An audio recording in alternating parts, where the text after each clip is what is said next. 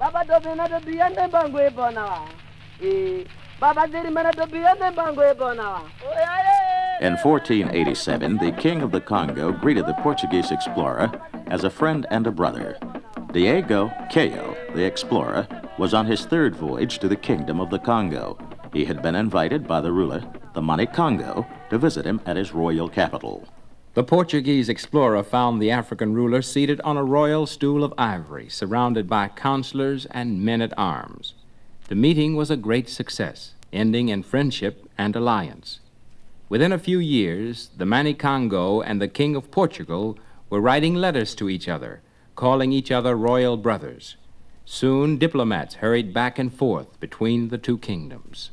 The contact of Europe and Africa began in friendship and equality, but it turned into violence, hatred, and distrust.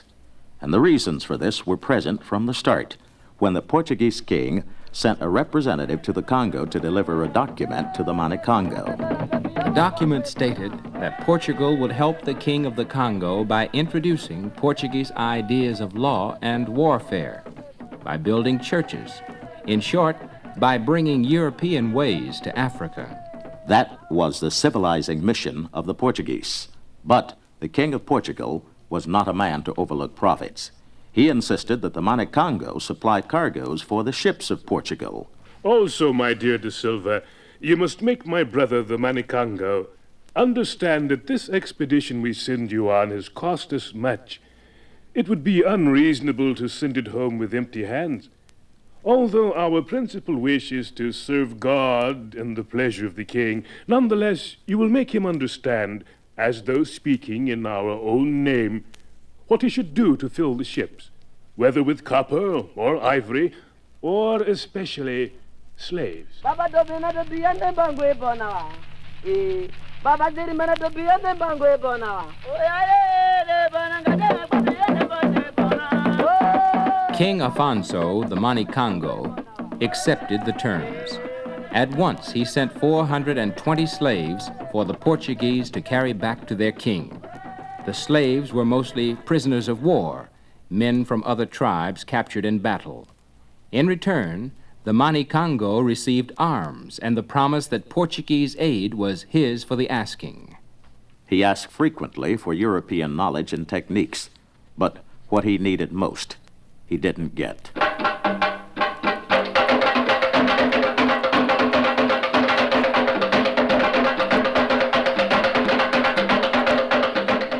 Most high and powerful Prince and King, my brother, there are among us old folks and people who have lived for many days. It happens that we have many and different diseases which put us very often in such a weakness that we reach almost the last extreme. The same happens to our children, relatives, and others owing to the lack in this country of physicians and surgeons who might know how to cure properly such diseases. We have neither dispensaries nor drugs which might help us in this forlornness.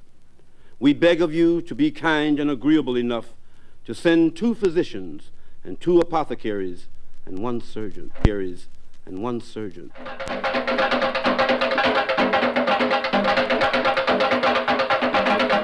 This appeal for doctors was ignored.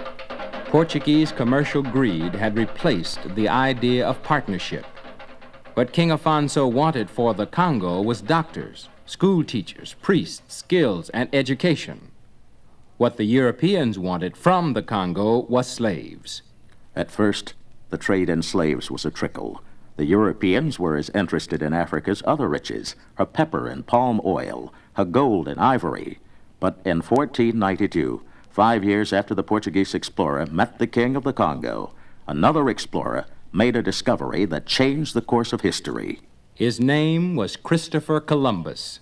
His discovery of the New World was the discovery of unbelievable riches for the Europeans. Sugar, rice, tobacco, cotton, precious minerals. These were the raw materials which the Europeans would use to build giant empires. The only raw materials they lacked was labor. For this, they turned to Africa. In the early 1700s, the American colonies were eager to obtain slaves. The cry there was, slaves. I certainly do not see how we can thrive until we get a stock of slaves sufficient to do all of our business.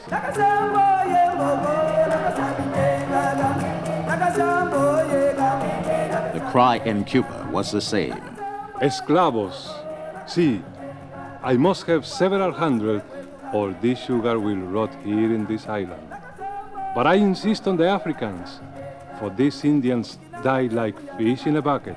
And in Haiti, the cry was still the same. Oui, it is certain. We must have more slaves or we will never get the sugar to market. Portuguese, Spanish, English, Dutch, French. They all needed slaves to work their new lands to the west. The islands of the Caribbean, the great continents of North and South America, and the ribbon of Central America that linked the two. The Portuguese had laid the groundwork in the Congo. Their fellow Europeans soon swarmed over Africa's west coast. The first slaves were taken by piracy. European raiding parties hunted and trapped slaves on a small scale. But this method turned out to be inefficient. It didn't provide Europe with all the slaves her western colonies needed. A new tactic was tried. The Europeans helped African kings and chiefs fight their wars against each other. In exchange for European weapons, the chiefs traded slaves. To ensure a steady supply of slaves, the Europeans were always ready to provoke fights between Africans. Africans needed the arms and weapons to protect themselves. But soon, the warlike alliance of Africans and Europeans developed into peaceful partnership. African chiefs provided the Europeans with slaves in return for goods, horses to begin with, then liquor and firearms. At the start, the slave trade was the business of kings, rich men, and prime merchants, both European and African. Later, all levels of white men were involved.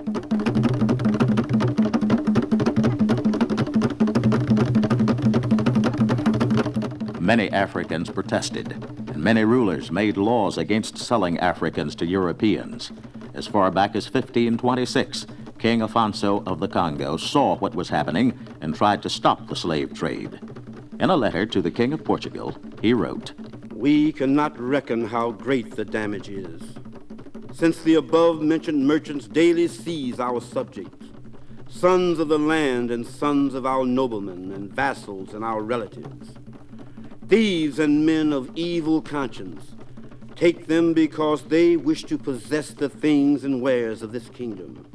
They grab them and cause them to be sold, and so our country is being utterly depopulated." Other Africans protested through the years, but their voices were drowned by the clamor of men seeking profit. European merchants saw a way to riches in their new colonies, a way that demanded millions of slaves. At first, Europeans marveled at the riches they found in Africa, the gold and spices, the beautiful works of copper and bronze, the richly woven cloth, the precious stones. They soon lost interest in all but one thing: slaves. Africans soon found that they had to sell men if they expected to keep receiving European goods. Unless the African rulers delivered slaves, Europeans threatened to go elsewhere. The system was ruthless, but Europeans were convinced that it was the only way to profit. Africa began to feel the effects of losing its best young men and women to the slave trade. So many were taken from the coastal regions that local industry and trade dwindled or collapsed. The man who produced was worth more than his products. Millions of skilled workers and craftsmen were now thousands of miles to the west, in the cane and cotton fields. The responsible positions the Africans may have held in their own communities could not always be filled. The communities themselves began to suffer.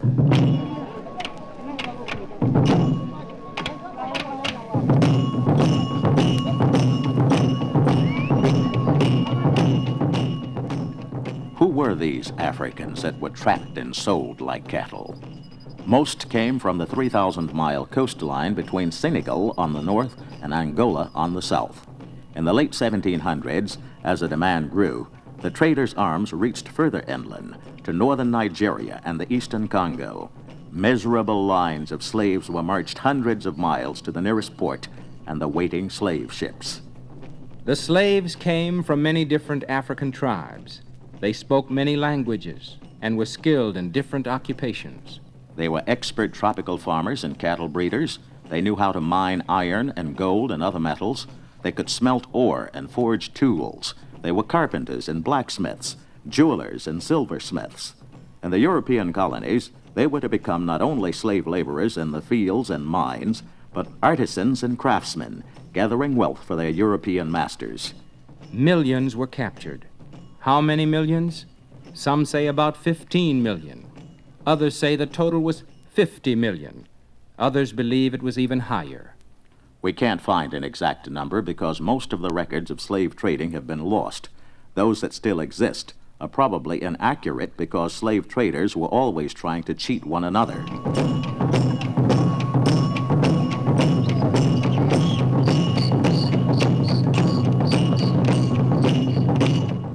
Slavery did not begin with the arrival of Africans in the New World. It had started thousands of years before. The first slaves were often people captured in warfare. Hebrews, Greeks, Romans. They all had slaves. Before the birth of Christ, Greeks bought slaves from pirates. Children were sometimes sold into slavery. Men were sold into slavery to pay their debts. In ancient Rome, slaves flowed in whenever the Roman armies won a war. Africans themselves had kept other Africans as slaves. Most were prisoners of war. Others were criminals. But unlike the slaves of the New World, African slaves were more like domestic servants. They were regarded as members of the family and kingdom and had well-defined, respected rights. In Africa, slaves were allowed to earn money, and they were often able to purchase their freedom. In some parts of Africa, slaves rose to be kings. A slave named Gustavus Vassa learned to write in English. In his autobiography, he compared the two types of slavery. In my boyhood, those prisoners of war not sold or redeemed we kept as slaves. But how different was their condition from that of the slaves in the West Indies. With us, they do no more work than other members of the community. Even their master's food, clothing, and lodging were nearly the same as theirs. There was scarcely any other difference between them than a superior degree of importance which the head of the family professes in our state.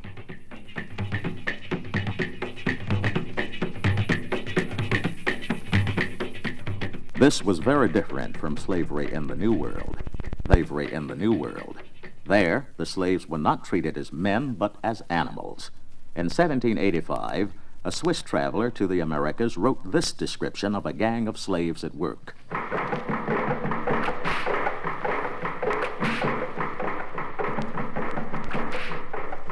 There were about 100 men and women of different ages, all occupied in digging ditches in a cane field. The majority of them naked or covered with rags. The sun shone down with full force on their heads. Sweat rolled from all parts of their bodies. Their limbs, weighed down by the heat, fatigued with the weight of their picks and by the resistance of the soil, strained themselves to overcome every obstacle. Several foremen, armed with long whips, moved periodically between them.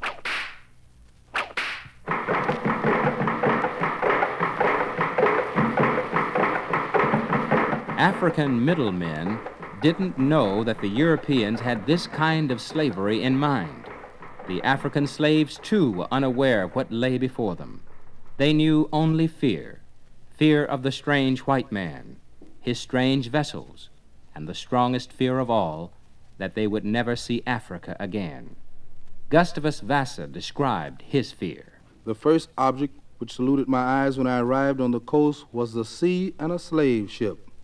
This filled me with astonishment, which was soon converted to terror.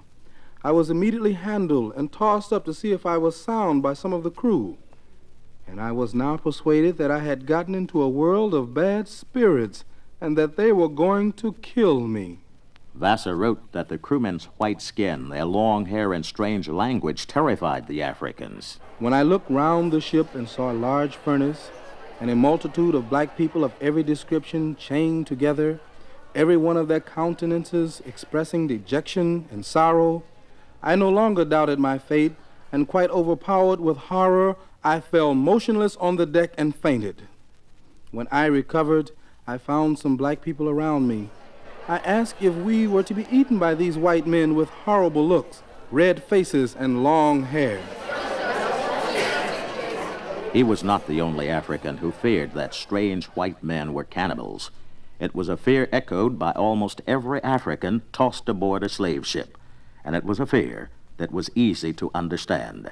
Before the African even reached the deck of a ship, he had already suffered several painful experiences at the hands of the Europeans. First, the slaves were rounded up at the dock and examined by a physician to make sure they were fit. Thomas Phillips, captain of the Hannibal, described the scene in 1694. Each brought out his slaves, and our surgeon examined them well in all kinds, to see that they were sound, wind and limb, making them jump, stretch out their arms swiftly, looking into their mouths to judge their age.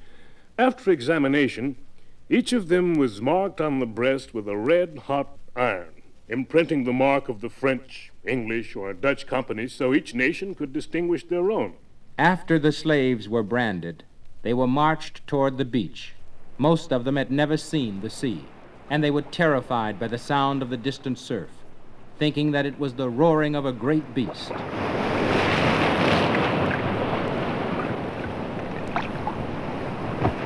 Then they saw the ocean and the waiting ship. Many flung themselves on the beach, clutching handfuls of sand in a desperate effort to hold on to their native Africa. Some tried to strangle themselves with their chains. But the slavers, white and black, were prepared for every form of rebellion. Special captains of the sand had been posted along the beach. Their job was to beat, push, drag, and carry the slaves to the big canoes waiting to ferry them to the ship.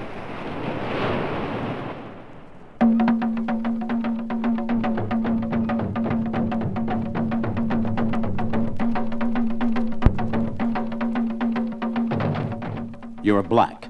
You're from an African village of 300 people. In your life, you've never traveled more than 10 miles from home. Now you are hundreds of miles away from anything that's familiar. You're with strange-looking whites. They speak a wild-sounding language. You're with black people you've never known from different tribes and different sections of Africa. There's no one to talk to, no one to help you, no one to care if you're ill or afraid. No wonder Captain Phillips of the slave ship Hannibal wrote, The Negroes are so willful and loath to leave their own country that they have often leaped out of the canoes, boat, and ship into the sea and kept under the water until they were drowned, to avoid being taken up and saved by our boats, which pursued them. They having a more dreadful apprehension of the islands than we can have of hell.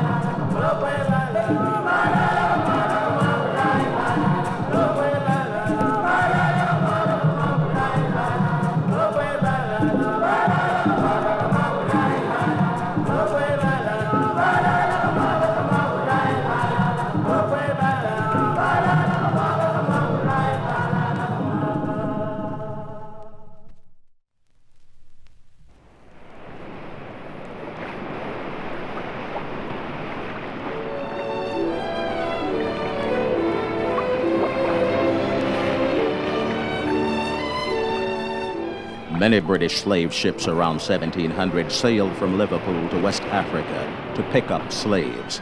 They gathered most of their black cargo from Senegal, on the western bulge of Africa, and south along the coast to the Congo. One complete slaving expedition was a triangular voyage. Usually, the slaving ships went from Europe to Africa, then from Africa to the West Indies. This leg was called the Middle Passage, and finally from the West Indies back home to Europe. The whole trip lasted about a year, unless something happened to delay it. Sometimes bad weather threw the ships off course, or even wrecked them. The ships might have to wait in African ports for months, while slaves were brought in from farther inland. Slave mutinies delayed ships for weeks. The 35-man crew aboard the ship usually had its hands full, especially on the Middle Passage.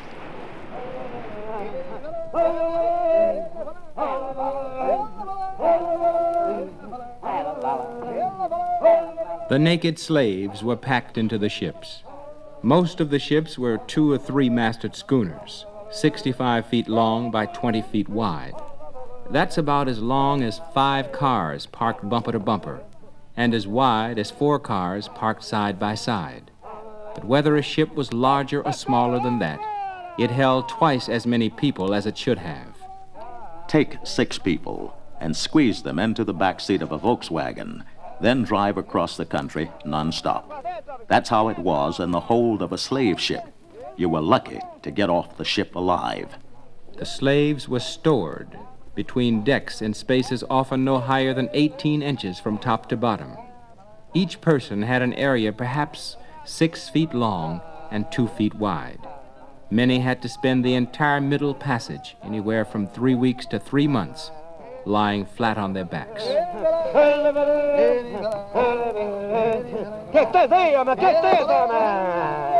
Many slaves became sick on board and refused to eat. Because dead Africans were worthless at the marketplace, the ship captains tried hard to keep their cargo alive. When slaves didn't eat, some captains used violence to force them.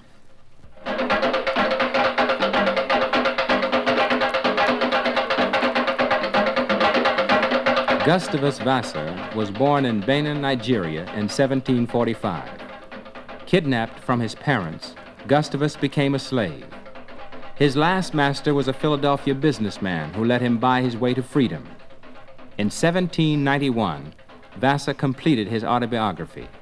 In it, he described his voyage on a slave ship as a child of 11. I now wish for the last friend, death, to relieve me.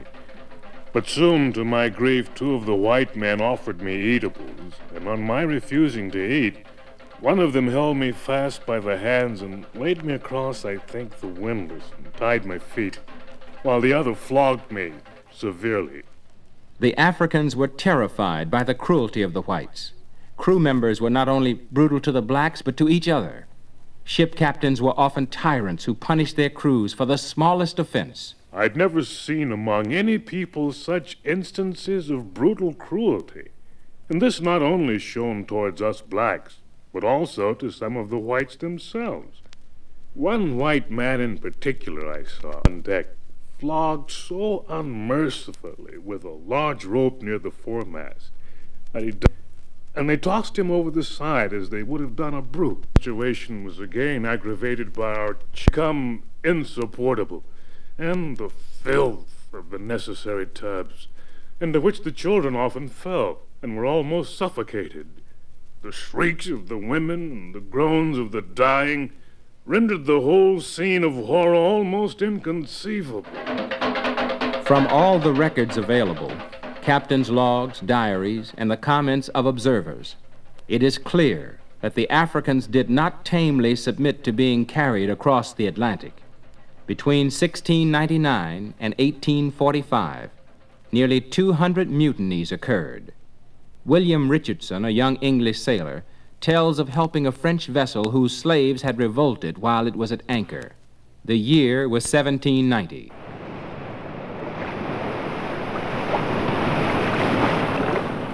We English seamen jumped into our boats and pulled hard for the French vessel, but by the time we reached it, there were 100 slaves in possession of the deck and others tumbling up from below. When finally we had broken through the nets, the slaves were putting up a desperate resistance. I could not but admire the courage of a fine young black, who, though his partner in irons lay dead at his feet, would not surrender, but fought with his billet of wood until a ball finished his existence. The others fought as well as they could, but what could they do against firearms? Even when the slaves did succeed in overpowering the crew and escaping to shore, their freedom was short-lived. Once on land, they were quickly rounded up and resold to other captains. William Snellgrave, an 18th century slaver, told of putting down a mutiny. After we had secured those people, I asked what had induced them to mutiny. Then I observed to them that if they should gain their point and escape to the shore, it would be of no advantage to them because their countrymen would catch them and sell them to other ships. This served my purpose, and they seemed to be convinced of their fault.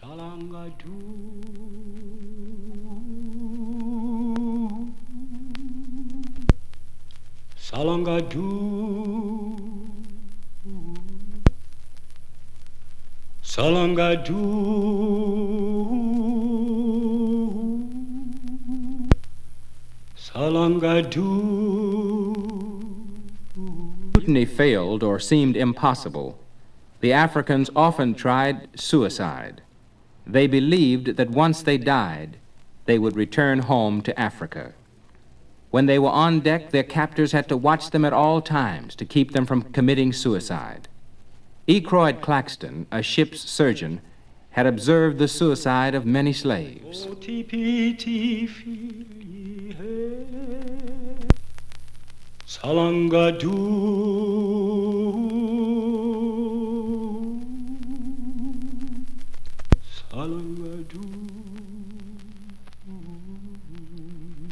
Some of the slaves wished to die on an idea that they should then get back to their own country. The captain, in order to obviate this idea, thought of an expedient: to cut off the heads of those who died, intimating to them that if determined to go, they must return without heads. The slaves were accordingly brought up to witness the operation. One of them, by a violent exertion, got loose, and flying to the place where the nettings had been unloosed, he darted overboard. The saddest suicide of all was fixed melancholy, as the sailors called it. For slaves heading to an unknown place, the will to live was weak. In fixed melancholy, this will vanished completely. With broken spirits, dozens of slaves crouched down in the holds or on deck and slowly died away. They didn't eat or speak or move. They simply let their lives drain slowly out of them. The process was irreversible. Once a slave fell into that state, he nearly always died. Suicide enraged the slaving captains. Dead slaves were worth nothing to them, and to their dismay, about 1 out of every 3 slaves died before reaching the West Indies. If a ship was carrying 400 slaves, about 130 of them were reasonably sure to die. That was the average. Some ships arrived in the West Indies with only a dozen slaves out of a cargo of several hundred. Not all the slaves who died aboard ship were suicide cases. Here, for example, is what happened to Captain Luke Collingwood, skipper of the Zong, sailing out of Liverpool in 1781.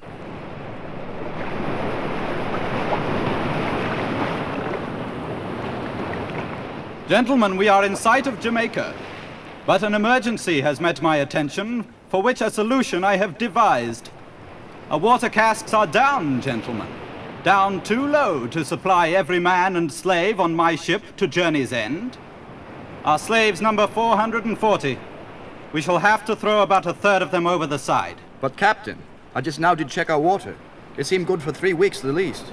I think I had better be judge of the needs of this ship, mate Kelsall. Aye, Captain. But to throw a full third of the cargo overboard, Captain, that seems a crime. Ah, you were born a dullard, Kelsall. If the slaves die in the hold for lack of water, this ship's owner will suffer a loss. But if we jettison part of this cargo, the insurance will take up the loss, and he will perhaps pocket a good share more than he could hope to obtain by the sale of these miserable, sickly wretches. Mate Kelsall insisted that there was no lack of water to justify the act, but the captain outtalked him. A later legal document described his course of action. The said Luke Collingwood picked, or caused to be picked out from the cargo of the same ship, 133 slaves, all or most of whom were sick or weak, and not likely to live, and ordered the crew by turns to throw them into the sea, which most inhuman order was cruelly complied with. When Luke returned to Liverpool, The ship's owner claimed 30 pounds sterling insurance money for each slave tossed overboard. He told the whole story of Luke Collingwood's actions, citing other cases of captains throwing some slaves overboard to preserve the rest. But the insurance underwriters refused to pay, and the case went to court. The judge sided with the insurance company. The ship's owner received nothing.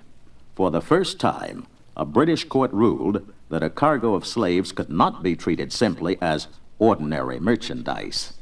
The routine aboard ship was pretty much the same from day to day, from ship to ship, and from century to century. If there was room on deck, the slaves were brought up from their compartments at about 8 in the morning. The men would normally be in leg irons.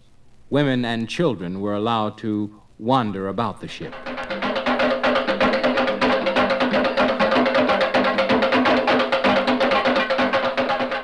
After breakfast, while they were still on deck, the slaves were allowed a little entertainment. A ritual called dancing the slaves was performed every day, weather permitting. Helped by a whip and the music of drums, the slaves were forced to dance for the crew's amusement and to keep themselves limber for the upcoming slave auction.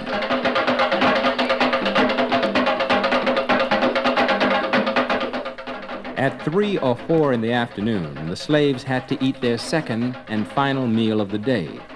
It was either a repeat of the first or maybe a special treat: boiled horse beans covered with a sauce made from palm oil, flour, water, and red pepper.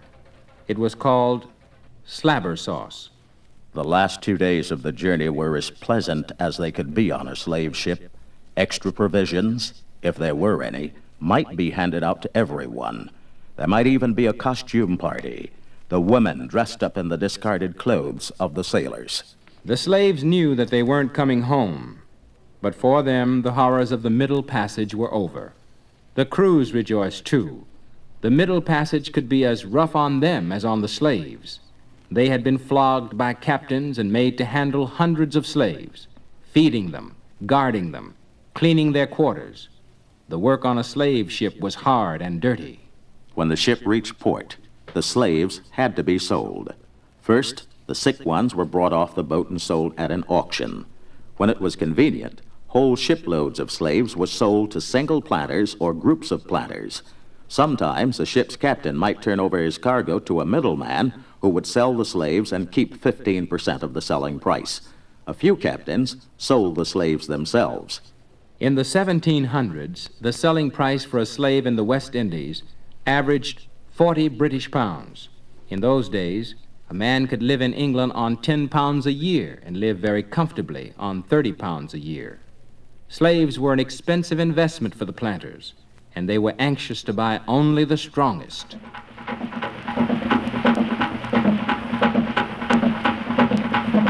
The most exciting sales method was a scramble.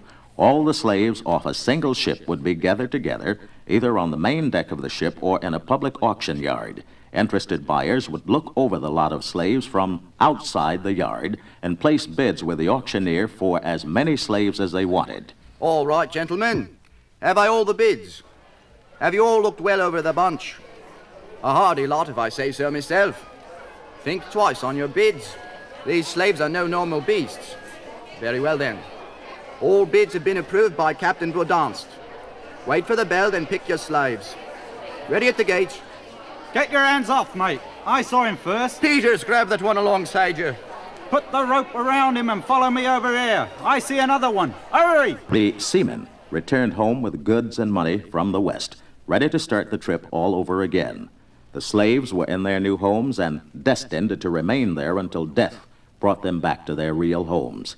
It seemed like a good idea at the time, putting the African to work, carving out profitable overseas empires for Europe. The trade lasted almost 4 centuries. Between 15 and 50 million Africans were forced into slavery in the West. Some say the number was even higher. Many millions died before the slave ships docked. Slaving destroyed West African societies. It brought so much wealth to Europe that it helped finance the Industrial Revolution, and it turned the wilderness of the Western Hemisphere into rich, productive land. As long as Europe had to rely on the agricultural products of sugar, cotton, and tobacco. Slave trading was a profitable business. But when factory goods became more important than sugarcane, free labor replaced slave labor. Dollars, more than social concern, made the slave traffic dwindle and finally end.